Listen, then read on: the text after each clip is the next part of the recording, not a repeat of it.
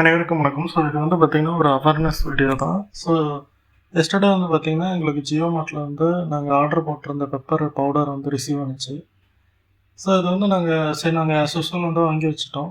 எதுவும் செக் பண்ணல. அப்புறம் இன்றைக்கி வந்து செக் பண்ணுறப்ப தான் தெரியுது அது வந்து இன்னும் ஒரு 4 டேஸில் வந்து எக்ஸ்பைரி ஆகுதுன்னு போட்டிருந்துச்சு. ஸோ அது எப்படி ஒரு மசாலா ஐட்டம் வந்து ஜஸ்ட்டு 4 டேஸில் வாங்கினதுலேருந்து எப்படி எக்ஸ்பைரி ஆகுதுன்னு சொல்லிட்டு எங்கள் கஸ்டமர் கேரில் வந்து கேட்டோம். ஸோ அவங்க வந்து என்ன சொன்னாங்கன்னா, இது எங்களோட இஷ்யூ தான் அப்படின்னு சொல்லிட்டு உங்களோட அமௌண்ட் வந்து ரீஃபண்ட் பண்ணிடுறோம் அப்படின்னு சொல்லிட்டாங்க.